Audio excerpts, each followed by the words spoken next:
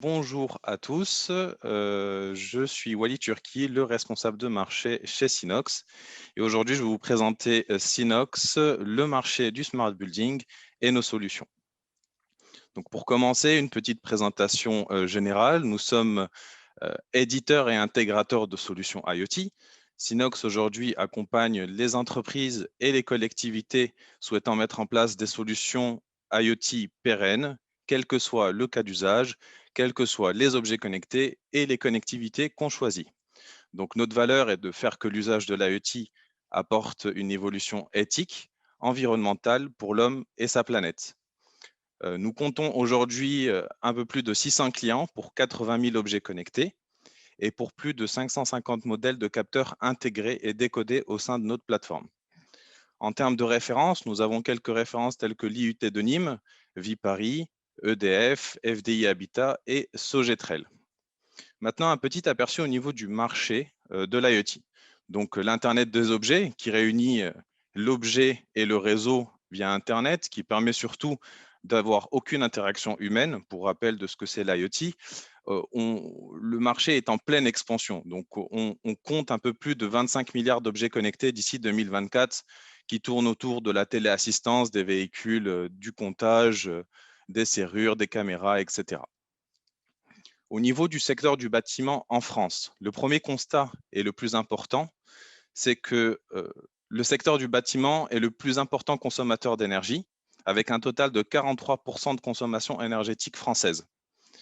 Afin de limiter l'énergie et l'impact énergétique, la France a pris des engagements en matière de rénovation d'énergie et la rénovation d'énergie des bâtiments. Pour piloter justement cette transition et mesurer l'évolution et surtout quantifier les économies réalisées, il paraît donc nécessaire de mettre en place une supervision qu'on appelle dédiée. Et qui dit supervision dédiée, on parle d'IoT. Il apparaît donc comme une réponse simple, rapide à mettre en place pour répondre à tous ces objectifs-là. Donc, afin d'analyser le fonctionnement d'un bâtiment, il faut tout d'abord de la donnée. Et pour obtenir de la donnée, il faut équiper les bâtiments de capteurs. Donc, on parle aujourd'hui de BOSS, Building Operating System. L'objectif du BOSS, c'est la mutualisation des flux d'informations entre les capteurs du terrain et les applications. Je vais donc maintenant vous présenter quelques solutions qui sont composées de capteurs de connectivité et de plateformes. C'est des solutions prêtes à l'usage qu'on appelle plug and play, que vous pouvez mettre directement sur une période donnée. Quelques cas d'application sur les compteurs, par exemple. Sinox peut vous mettre en place ce type de solutions-là pour les consommations type électricité, gaz et eau, qui vont vous permettre tout d'abord de suivre la consommation, de détecter les consommations anormales en cas de fuite, par exemple sur les compteurs d'eau, de gérer au niveau des débits avec les dashboards qu'on peut vous mettre en place, et d'optimiser surtout les interventions techniques grâce au système d'alerting qui se met derrière, que ce soit sur le matériel ou sur la donnée qui est réalisée. Ce sont des solutions qui sont faciles. On vous met en place justement la plateforme et avec cette plateforme-là, on vous met en place aussi les dashboards et on vous met en place tous ces tableaux de mesure qui vont vous permettre de mesurer, de suivre et de détecter toutes les anomalies et de réduire surtout la consommation en énergie.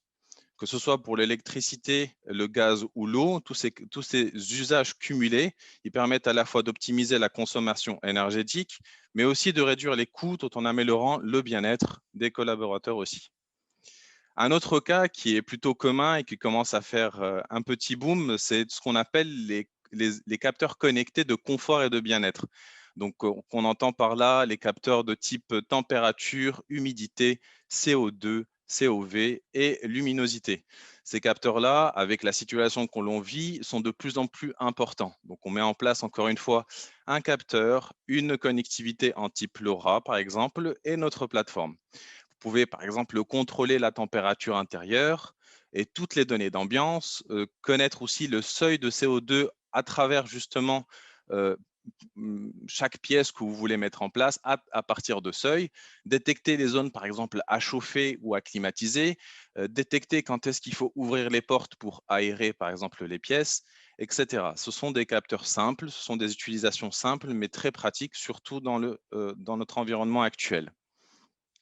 Un des derniers cas d'application, ce sont ce qu'on appelle les capteurs d'occupation de zone, encore une fois très impactants, qui sont liés à la fréquentation. Donc, on mesure le taux d'occupation d'une salle à travers une variance qu'on met en place, effectivement, et on permet d'analyser les flux en temps réel. Vous pouvez, par exemple, être alerté en cas de dépassement de seuil sur une pièce donnée. Et cette solution est détectée par des capteurs qu'on appelle détecteurs de passage et avec une connectivité LoRa et notre plateforme. On peut bien sûr imaginer qu'il y a d'autres cas d'usage et il y en a tant d'autres.